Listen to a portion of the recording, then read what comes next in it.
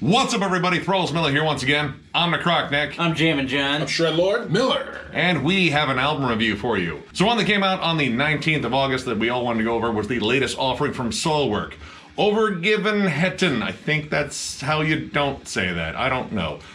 It translates to The Devotion. This comes out on Nuclear Blast Records. This band formed in 1996 in Sweden. This is their 12th full-length overall. They started off as more of a straightforward melodeath band, like pretty much the same group as, like, you know, In Flames, Hypocrisy, you know, all that great fucking, like, early 90s to, like, mid-2000s stuff. And then slowly but surely over the last couple of releases, they started really expanding their sound, moving into progressive metal territory and straight up, like, 80s rock. And I don't know, like, Soilwork's kind of become a little bit unpredictable. And this one was definitely quite a push into a lot of different territories. The first song starts out with a really, really good build-up. Really solid. It kind of takes its time, but it doesn't seem like it takes its time. The transitions are really well done. It flows really well. But the only problem I had with the first song is the chorus is a bit busy vocally. Yeah, I mean, and vocals are a huge part of this. Speed is the only original member of this band, and well, I mean, when you have Speed as your frontman, you kind of want him to shine. I do think he's a little forward in the mix this time, but I mean, he has outstanding cleans, outstanding growls. The dude has just an insane range, and honestly, he's only gotten better over the years. Yeah, upon the first couple tracks, even the first, 2 minutes of this album, I had a feeling this was going to be a different Soilwork album than we've ever experienced before, and we were absolutely correct. This is their most experimental album to date, I would say. Yes. Yeah. Not their longest, but I mean, it's close. This is over an hour, but I mean, their longest was a 2-discer, The Living Infinite, but that was still a little bit more centered on the sound you're used to from Soilwork. Like, this definitely has those elements, but again, They're scattered. It's very scattered. It's all over the place, and I kind of think it plays to the entire band's musical influences, which this, you know, band has changed around lineups a lot. So, I don't know, maybe everyone kind of got their input on this one. And we definitely hear a lot of progressive elements, but even like... Which are good. Good, definitely, and throwback, I don't know, what would you call it? Throwback classic rock? Yeah, That time? 80s Kind of, metal. yeah, Like, 80s metal, yeah.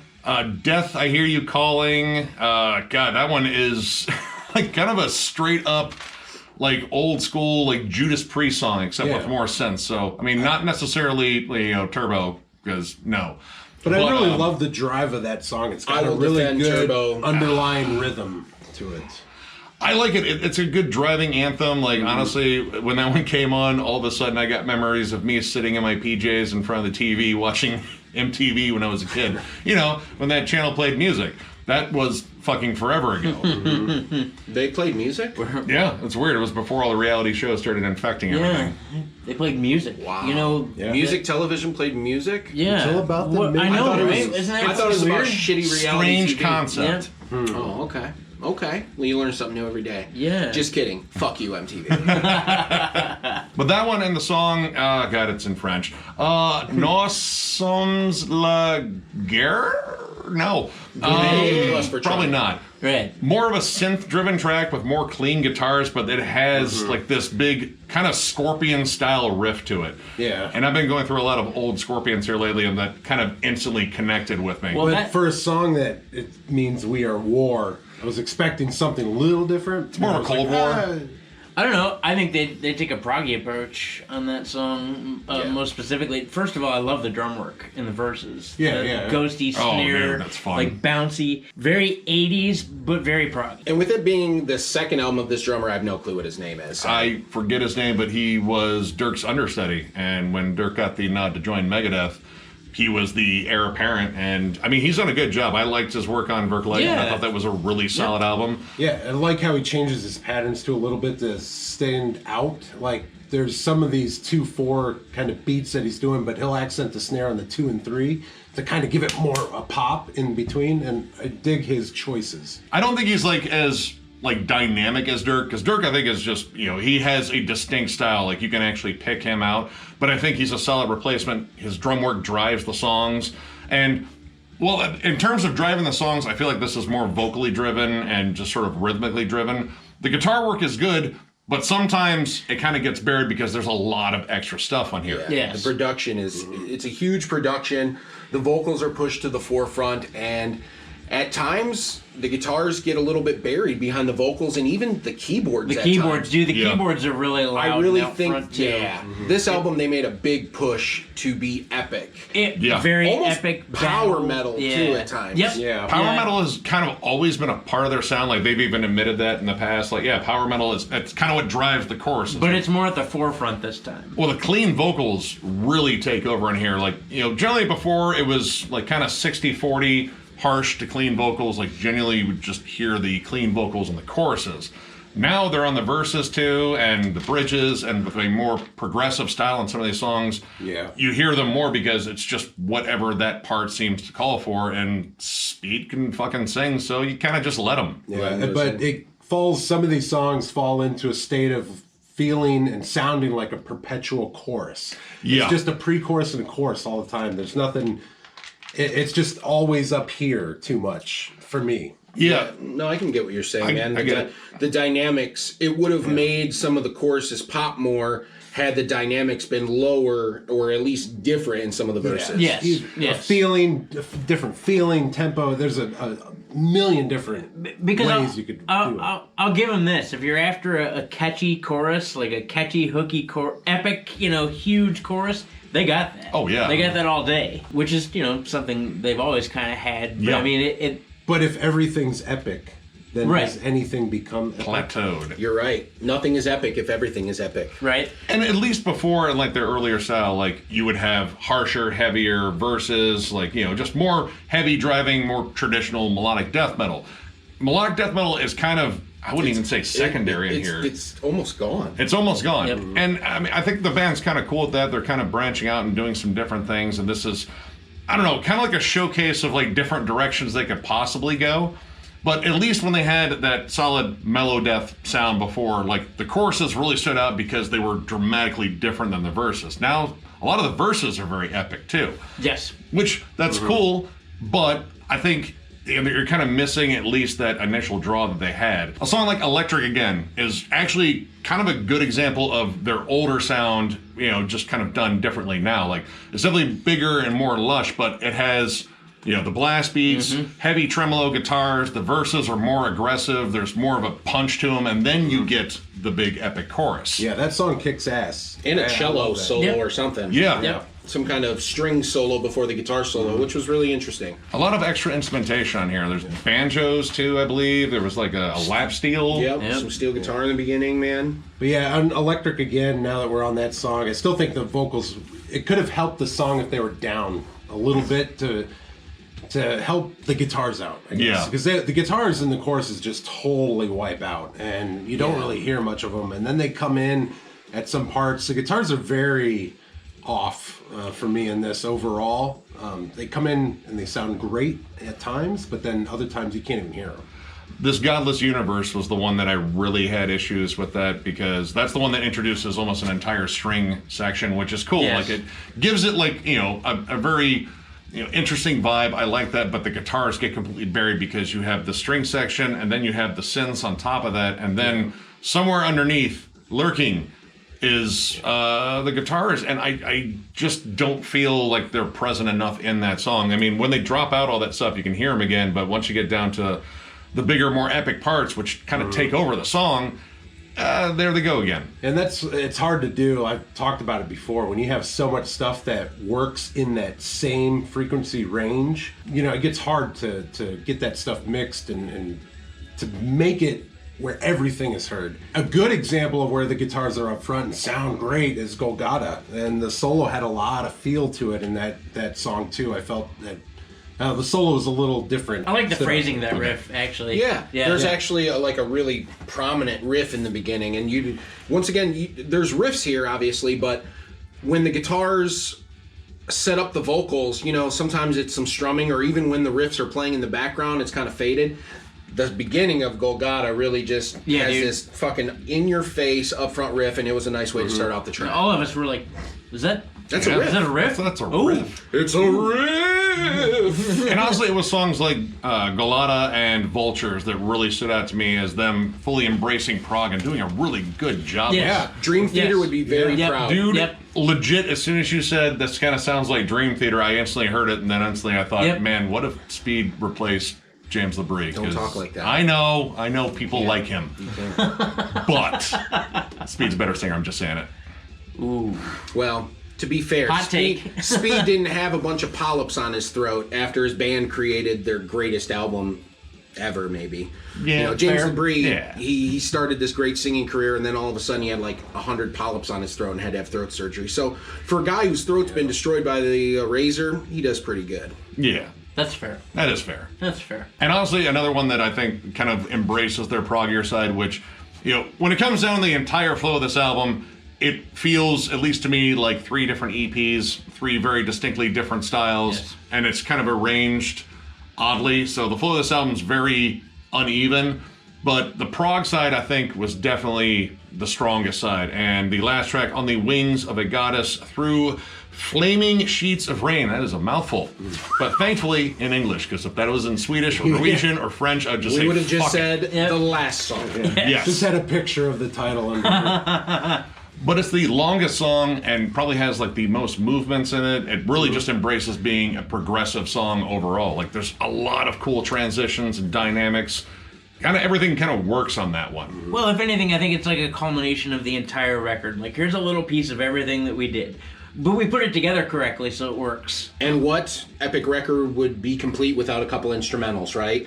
Such as my favorite title, maybe Morgongava Stormfagel, which sounds like a new bagel at Dunkin' Donuts. Or Yeah. a soap opera from when you were a kid. Yeah, and they were like, "Oh, going through these soap operas," and It starts with this I was piano just like thing. stone faced. It's The Young and the Restless. It is the. It is Are you 100% sure? I was The Young like, and the it is Restless. 100% that show. I mean, there's other shit in the song, but that piano part instantly, as soon as I heard it, Yep. was like, all what? of us were like, Dude, we've heard this. Probably not exactly. Let's do it once, but it does like bring that. I was right there, sitting in the chair next to my grandma.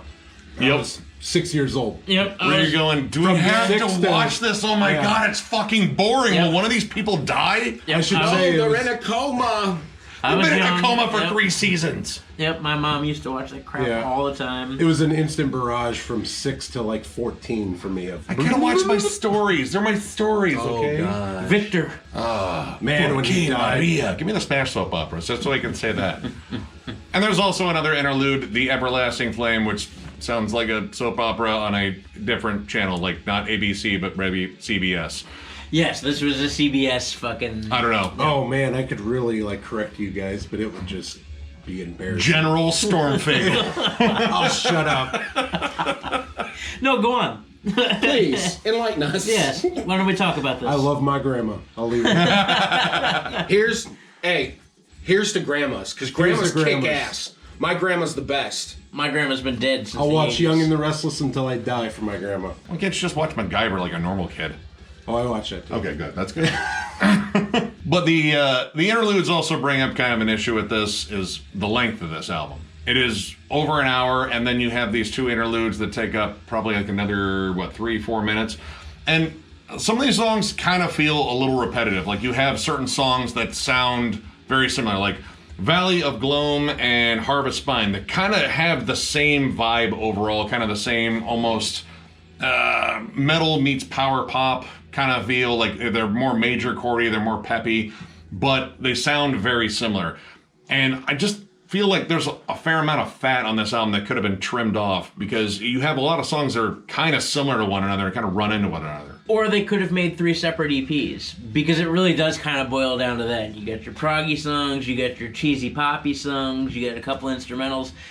It's all a different feel meshed in together, and it's not really put together correctly. Yeah, it's, again, like a little uneven, and I mean, at times I kind of wanted a song that maybe was just straight up heavy, like, you know, maybe minimal in the clean vocals, or one that maybe was just like all clean vocals, but it's always kind of that mix. And again, this is where songs kind of collide. Like there's a lot of colliding ideas on here. But overall, honestly, I enjoyed a good chunk of this. Like, I think granted this is definitely a very ambitious album, but it definitely shows off the musical range of the band. And I know Speed's been doing more stuff with his Night Flight Orchestra, which is light years different than Soilwork. And I think some of that is kind of bleeding into Soilwork, but this band has changed members so much outside of Speed that it's only kind of logical that, the music's going to change too with new members all the time. Sure. It's hard for that not to happen. Yeah. And some of those points that they just made is why I'm giving it a 3. I think maybe if it was constructed or arranged differently in more of a thought of an album from start to finish, they could have worked in the slower parts and like progressed into these ideas that they have instead of breaking it up into 3 EPs. I love a good album. Maybe it could have been put together a little bit better. But honestly, I think with this, if this band were to stick to the heavy, the death kind of, they touch on that death metal a little bit in the prog, and if they were to tone into that and do like a 70% that, 30% like chorusy stuff, you would have a brutal band. And they could write some heavy shit and have that hooky chorus stuff. But they are quite capable of bringing out some heavy ass riffs, and you hear it in some of this when you can hear the guitars. But I'm at a 3 out of 5. Honestly, what you said there, you'd be pretty much talking about old Soilwork. Because, Yeah. that is essentially their sound. Yep. I'm going to go ahead and give this 3.5. Like, I do like a lot of this. I think the instrumentation is really good. It might be a little too ambitious for its own good, but that also may have to do with how the tracks are arranged in here. Like, I don't know. Like, the start and the beginning, that seems perfectly placed. And then kind of just the stuff in the middle, like, I feel like maybe if you rearranged it and had some clear segues between tracks, like, it would make more sense. But stylistically, there's a lot of shifts on here. And the melodic death metal sound that they've been known for years is kind of dissipating. So, I don't know. Like, if you were an old school Soilwork fan, some of this might not be for you. But if you like bands that, try to approach things differently, like there's definitely more prog in here, there's definitely more classic heavy metal. They're still doing it really well. It's just, I feel like I got a bit of an adjustment period here. But overall, I did enjoy this. It might be a little bit bulky, but honestly, it was pretty fun to listen to. I'm going to give it a 3. I liked it. I like a lot of where they are going and where they are progressing to. I like the prog elements that they have. It just seems kind of jumbled. I think if they would have taken this prog turn and stuck with that and made all the songs, gave all the songs kind of that interesting dynamic, I think it would have worked better. But the places that they went too often were kind of to the well, and it seemed kind of mismatched. Anybody can write a hooky chorus, and I think it's great. I think the vocals were great, but like, it went from proggy to kind of melodeath to not really. It like volleyed back and forth a whole lot, which made a lot of it sound repetitive when it didn't need to be. But overall, I think it was pretty entertaining. At least there's definitely still some great musicianship, even if they had a change of members. Yeah, they're all very talented. Oh, yeah, it's clear. It was fun. It just wasn't. It was kind of middle of the road for me. I'm going to agree with Nick and go with a 3.5. It suffered a little bit from some production. It definitely was a little long in the tooth. Probably could have got rid of one of the instrumentals and taken out a couple songs and still had a 10 to 12 song, really good album. You needed to remove some of these songs because they kind of have very similar vibes, and the different tropes that they're trying to hit, they definitely were erratic in how they approached it. But all in all, you're going to have that sometimes when you go with some experimentation and some new sounds and some new territories. Yeah. They're exploring. Will this be what the next Soilwork album sounds like? Who knows? No idea. But it definitely was a good outing. They would just need to tweak a couple things from my point of view to make it an even better album. So overall, it's a good addition to the catalog. I'll say 3.5. Yeah. And that's just what we think. We encourage you to check it out for yourself. Ask your grandma what she thinks. Yeah, really. Don't interrupt her during her stories, though. Yeah, that's rude. That's Wait for a commercial break. You rude bastard. You may be surprised, though. My grandma got onto Tool because I introduced her. She fell in love with Maynard's voice. Wow. As always. That's why grandmas are sweet. You have a pretty cool grandma. Exactly. So, if you enjoyed this review, give it a thumbs up. And if you are new to the channel, subscribe because we do stuff like this all the time. We are also on Patreon. If you'd like to help us out there, there's a link down below to thrallsmetal.com. You can get to our Patreon there. And if you are there, why not check out and see what kind of cool shirts we got left. Also, we are working to find out a time to get together for the Pantera ranking. We are pretty much fucking ready for that one.